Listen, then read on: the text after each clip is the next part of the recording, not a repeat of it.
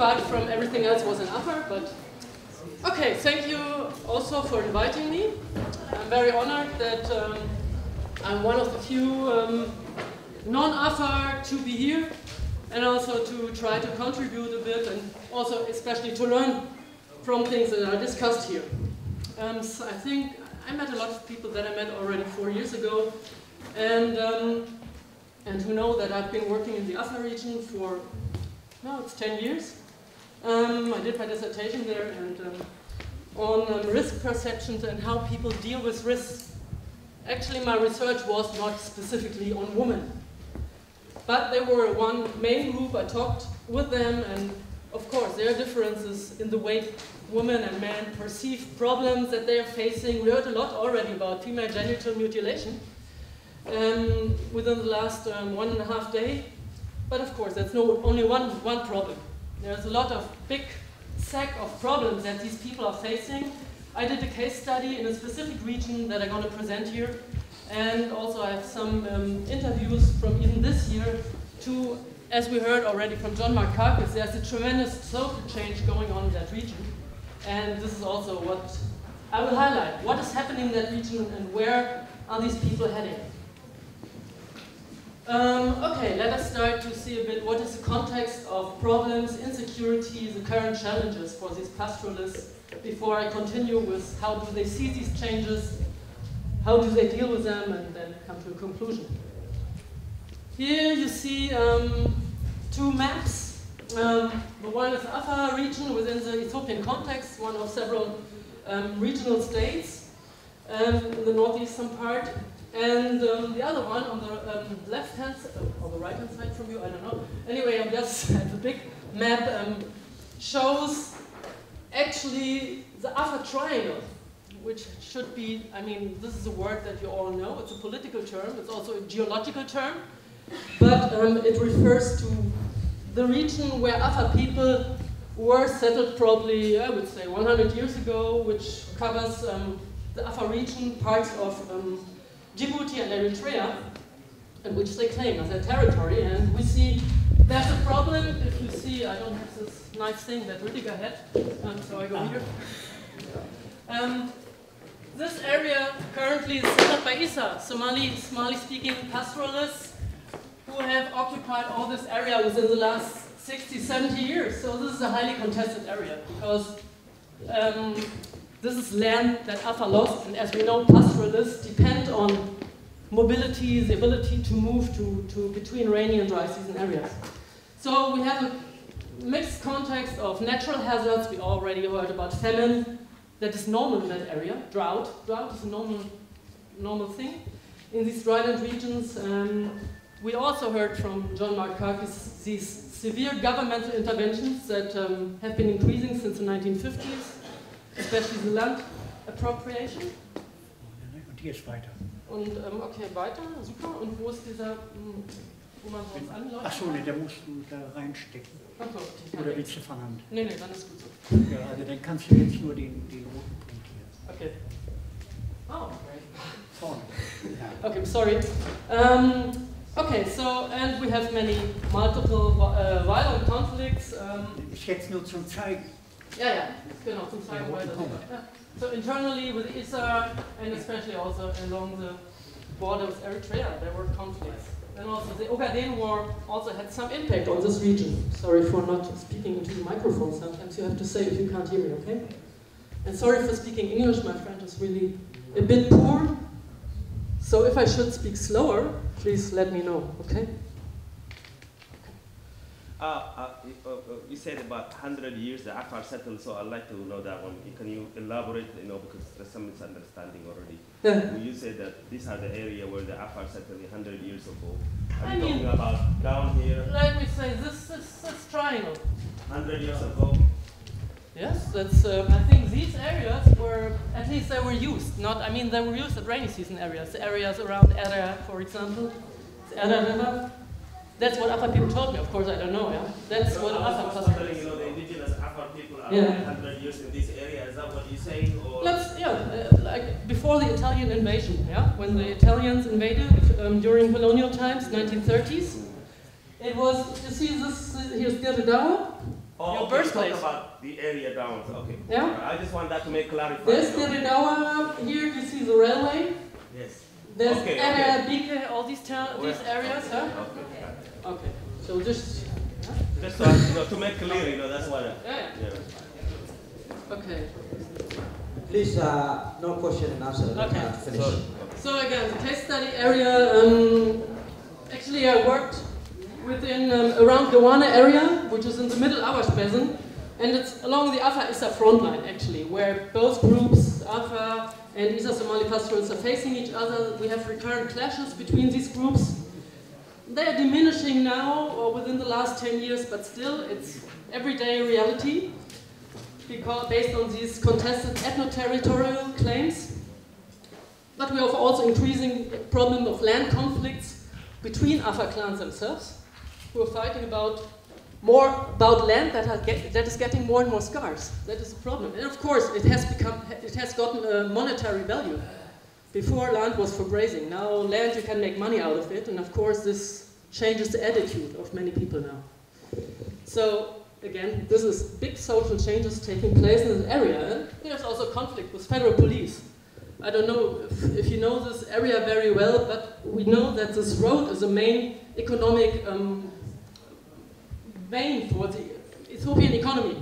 They depend on this road. So there's federal police along the road, and there are constant conflicts between pastoralists who want to cross the road with their guns that they need for protection of their herds and the federal police. So there are different conflicts on different levels, and this is everyday reality for people who are living along this road close to the Awash, which goes to Djibouti. And what you see also on this map, which I might come back to that later again, this is an area settled currently by the Issa people, in which they claim where they want to stay. And the administrative question so far is highly contested. I don't want to go into that because my topic is gender. But we might talk about that as well also, because that still solution is pending, and this will also be very important for the development of the whole region if this conflict would be solved in one day, inshallah. Okay, so the case study area is called Badu, in the middle Awash area, around Gawana. We already heard that, along the Awash. Actually, in the past, a very beneficial area with nice grazing, especially during the dry season. But this area has completely changed due to several factors, which I will present now, and which poses severe challenges for these people and a need to change their livelihood system fundamentally. First of all, I already mentioned that we have a loss of land, a key resource for pastoralists due to the expansion of the Issa people, who have been invading in recurrent clashes, big wars.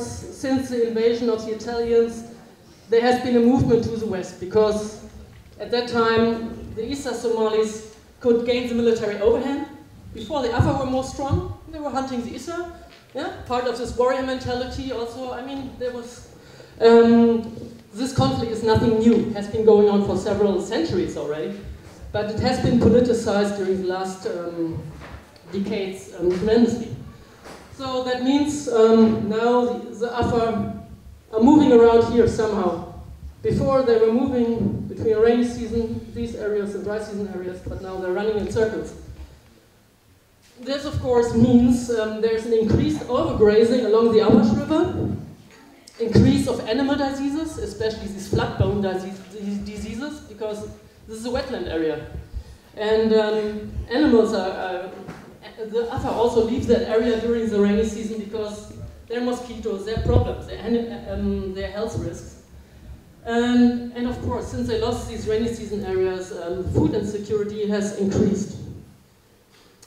Talking about this with pastoralists, men and women alike, there's no difference. They stress the politicization of the conflict, they stress the impact on food security, and the political sector has a play a big role in this storyline, especially the impact of Greater Somalia ideology, but also the impact of Ethiopian politics, the divide and rule. Because, I mean, a question that always comes to my mind, why has this conflict never been solved within such a long time. And they say, Afar and Isa like, I also talk to Isa and say, oh, the government is playing with us, they like it. If there's a conflict, then they can take our land. Coming back to the issue of land. Yeah? It's much easier if they fight, they're occupied, so that's what especially the intellectuals perceive as a big strategy of Ethiopia at the moment. The second problem, contributing to this loss of land, and you see here a map which shows the growth of an invasive species which is called Prosopis uliflora, also called Woyanahara, Darkhara, Datahara.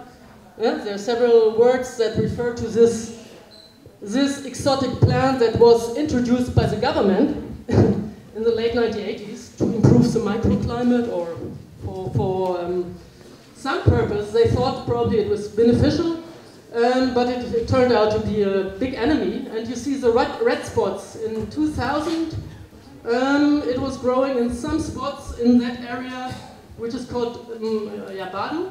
It has probably size 20 kilometers. And now you see 2010, almost all the important dry season grazing areas in Badu are overtaken by Prosopis. What I said already, the rainy season areas, mostly they're not accessible anymore because there's Isa, and there's a fear to lose your life, there's a risk to lose the animals, so people in certain areas you can't just go. Dry season areas now overtaken by Prosopis, so what shall these people do? And they're really overwhelmed by the speed of the expansion. They lack the tools, the knowledge, how to deal with the plant as a new plant. And they say, well, nobody's helping us. I mean, it's also interesting, the government, I mean, this problem now is there for 15 years, but still there's nothing happening, nothing. I mean, they also get annoyed if people like me or other people come there and ask again questions, because, I mean, they want something to be moved, yeah? And not, I mean, it's obvious that this is killing them. And there's also additional environmental problems, like deforestation. In this area, there have been, in the past, nice forests also along the river. These forests are getting cut totally, also by Afar, who are like trying to make benefit from charcoal. So charcoal production is a big business, which is in the hand of men. Women are actually not benefiting from that at all, but at the moment some Afar people are becoming really rich. They told me when I was there in April, oh no, it's one clan said, charcoal, oh it's like oil. It's for us. Yeah? It's a black gold. But the majority of the people who have nothing to do with it, they said, oh, it's a big problem because it also creates tensions, social tensions. It, again, increases the influx of Highlanders, yeah, who work there as migrant laborers. They are the ones who are producing their charcoal. And we're coming to that also in the context of this Tendaro sugarcane plantation. The influx of Highlanders is threatening many people. They want to protect also the Afar Ada, and they don't want to be assimilated. I mean, that's what I heard from people. You might have a different opinion, but that's what people told me. And the third problem, already mentioned several times, governmental appropriation of land. There's this sugarcane plantation, which of course also produces ethanol, biofuel. We have, starting in 2011 or 2012, this villagization program. I'm not sure if you're aware of that, but where the government has a strategy now to bring these people together in villages. And tell them, oh, now we offer you infrastructure, there will be water, schools, health, which sounds nice. But people say it's imposed on us. Again, this, what John Markakis also said, this problem of things are imposed. We don't have a say. And they also again have the fear. Actually, they say, oh, this probably is, there's a hidden agenda. This might be a strategy of the government. Again, we are squatting around these villages and then they're taking over the rest of the land. So again, land, as you see, plays a big role in these perceptions of things that are going on and fears.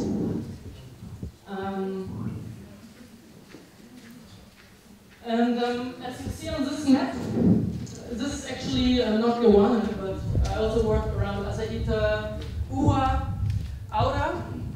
These areas, there are big projects now going on. I mean, not everybody knows now all this area. This area is with the stripes is Tendao sugarcane plantation. It's going to be 90,000 hectares, which is huge, massive.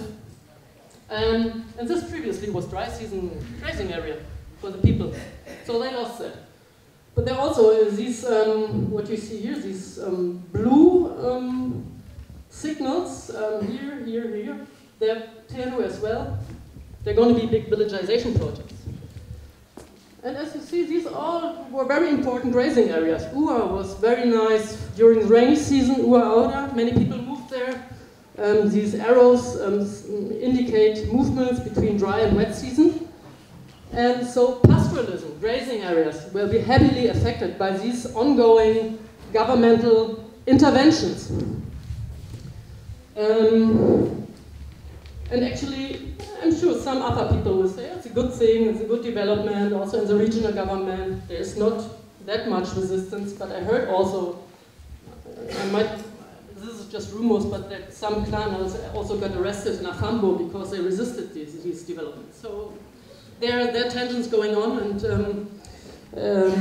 we will see how things develop there. Yeah, I mentioned the social tensions, talking to the people. Actually, they have these enemies like Isa, like Prosopis, also the government.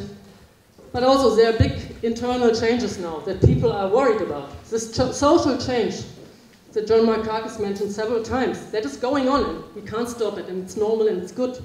But what say do the other people have in the development that they want? What is happening? How can they take the stick in their hand for this development that is going on there now? At the moment we see pastoralism is in crisis. John Markakis said it's dead already. I think it's still somehow surviving, but yeah, the future is not positive. So probably there will be fundamental changes. So we see now weakness of clan leaders who are now after money, who are not really playing this role model anymore as they did in the past. There's a crisis of leadership. Also, the regional government has no legitimacy, as far as I see, among the pastoralists. So who's leading us? Who can give us some direction? There's loss of orientation and insecure pastoral identity. We are not, I mean, there are no animals anymore. So what does it mean to be a pastoralist nowadays? So the questions of identity also. And yeah, what change do we want? And from my opinion, I mean, there's really need of empowerment of these local communities, that they have the capacity to take the development in their own hands. We also have that education will be a key in the future, to be really able to think ahead, to ask yourself, okay, from our culture, what can we preserve, what has to change? I mean, this female genital mutilation, we heard Islam is actually not saying, huh? This is, actually is saying it's bad, but there's Afa'ada. As you all know, you know that much better than me. And this is very strong. I mean, the Islam is one thing that is important for the pastoralists, but the other thing is Afa'ada. And this is sometimes controversial to what Islam says. So we have to deal with both. And I think the establishment of a civil society to organize these people that they speak up for themselves, this will be a big task where probably all of you can contribute somehow to see how can these people organize and stand up for themselves. So, how much minutes do I still have? 5. Okay, I have to hurry. Let me, okay, then speed up a bit. So just to summarize what we've seen, when people talk, the pastoralists in that area talk about their problems. First of all, there's a strong victimization. There are these external enemies that are threatening them. They feel marginalized, of course, and they say, who's to blame for that? It's the outside enemies, especially the Ethiopian government. And talking about history, also the Somalian government, some people say also Djibouti is somehow involved. Anyway, that's geopolitics. I don't want to go into that. And But on the other hand, we have also internal social change. And this implies also, now coming back to gender, a reshuffling of gender roles. What do I mean? Let me just cite some women. For as long as we remember, it's always women who face more hardship and do more work. Men, all they worry about is where they're going to get the money to buy chud. Women, on the other hand, everything they sell, they bring money for their family. So this, of course, points to the traditional gender roles, because women are responsible for the reproduction of the household, that there's enough food on the table. And, but of course, now there's food insecurity due to the impoverishment, so women are forced to adapt, to do something. Men somehow are conceived as getting more and more irresponsible, because chud, I think you share my vision, is a big problem in that area. So there's a loss of male support for the family's food security. Another problem, and I think Rüdiger Neberg also mentioned that, there's female genital mutilation, we have absuma marriages, forced marriages. So many women are under huge social pressure, and they're forced to marry sometimes guys who are 40 years older, they don't like them. So many women are killing themselves, they're committing suicide, or they go to Djibouti. Yeah? Or they go to Eritrea, as you said. So there's a situation that points to imbalances, gender imbalances, and of course, situations that should not be supported and continue like that.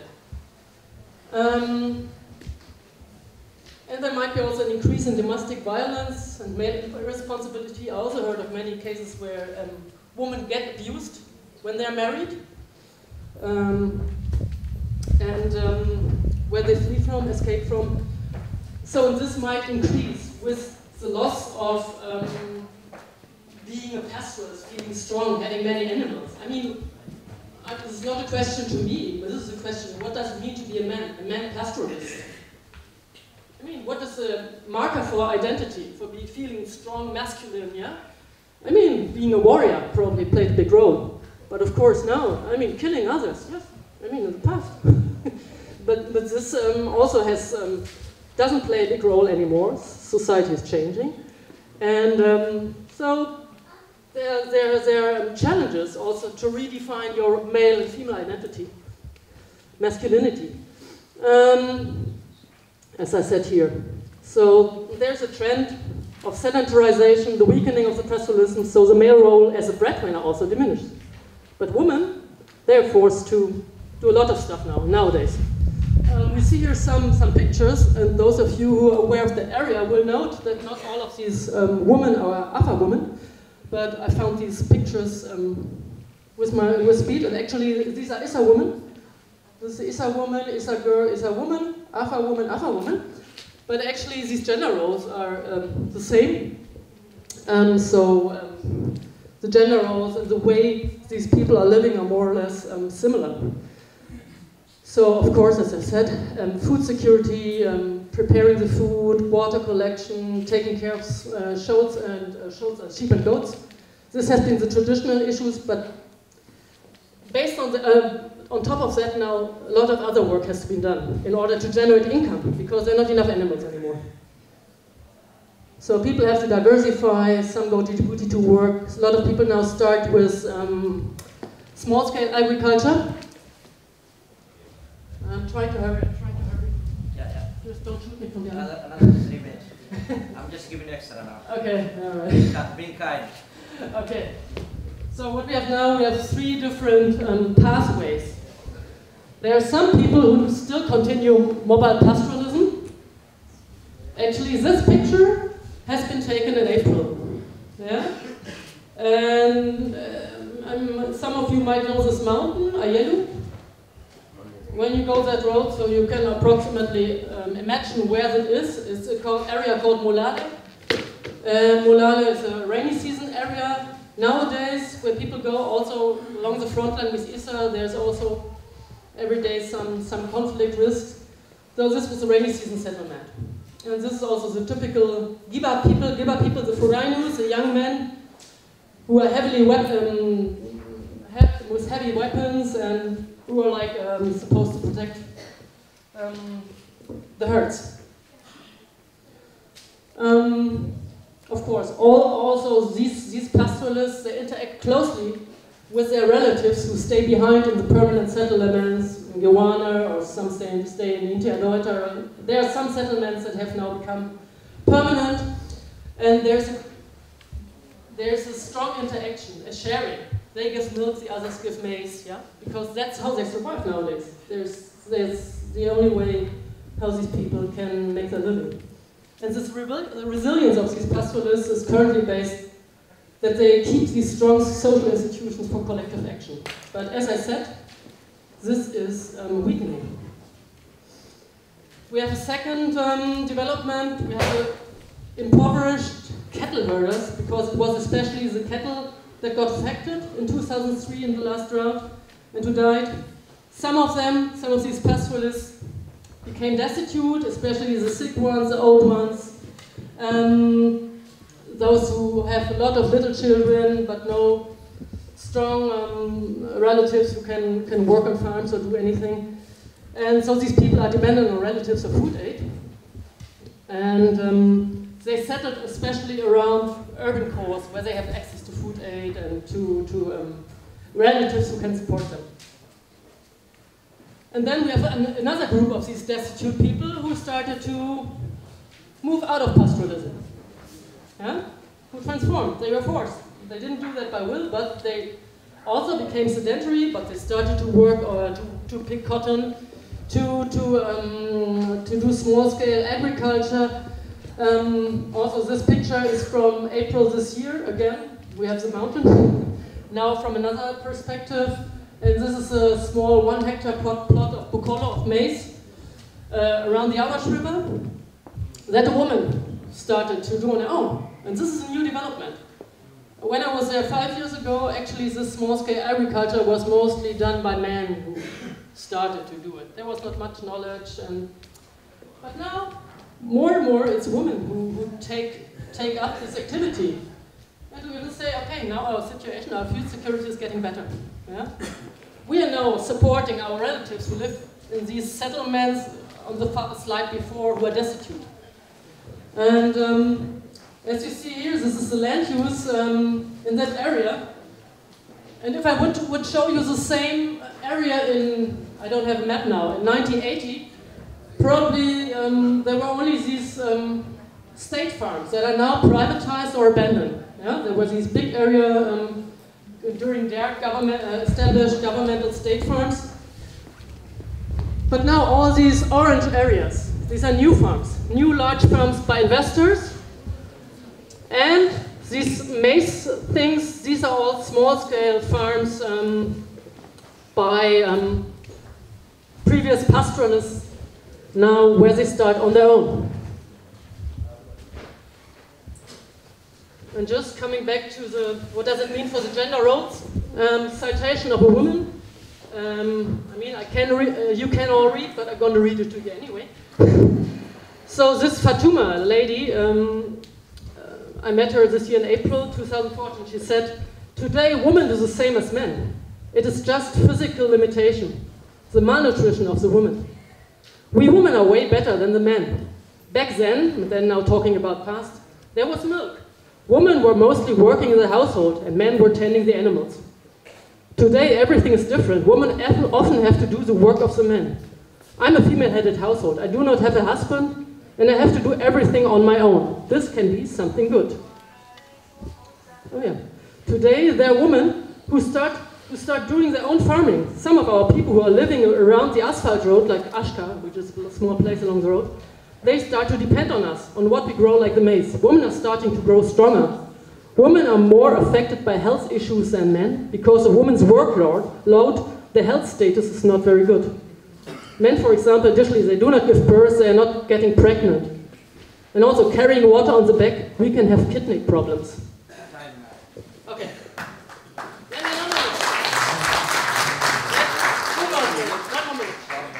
So, as I said, the general trend, income generation, women work much more than men. men also are reluctant to work physically for others, apart from these gender expectations. So there's a highly increased workload, what also Fatuma mentioned. Okay, I'll go over this. Institutional trends, commodification of land, we know mostly men benefit from that. We also had a trend, I think it has changed, of cooperatives. There were cooperatives, oh, you know this guy? Yeah. Yes, this yeah. So there's these educated Afar, and I'm sure many of you count to this group. They can play a big role in channeling knowledge, capital, learning. These people have to learn somehow in order to adapt. And we've seen these clan-based developments. Some of you might know this Lea Sita cooperative that was established in that area and that really brought a change. And but now my impression is that many of these cooperatives now fail again. Also, I think Haida, you might share some knowledge with us about that. These women cooperatives, why they failed. And, I mean, we can discuss it later because I want to finish. And so, is it better to have cooperatives? Because now people are going back to their individual efforts. Okay. Which point will I? This is my last slide. Yeah. Okay, this I wanted to bring back to the generals. So actually, I just mentioned the last point. If we look at these developments, we see that some women get empowered. They say, oh, we're becoming stronger, we're doing more stuff. But doing more and being economically more engaged also increases the vulnerability. It gives a woman more power in the household because they're now they're becoming the breadwinners more and more in that area.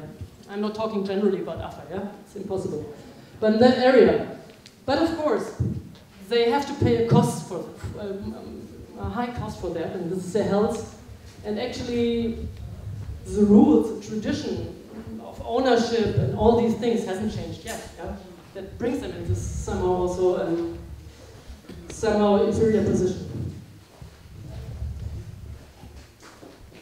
Okay, so we have seen a lot of points. I hope it was not too much information and questions for you. We talked about the context of insecurities, the many different problems people are facing there. And we have seen the way how people talk about these problems and how they try to make sense of the situation, which is actually a big challenge for them because they have to transform their livelihood system. And also John said that. This is, where are they heading? They're saying we, the Afar, have become weak. We don't know where we are going. Yeah? And we don't have any leaders.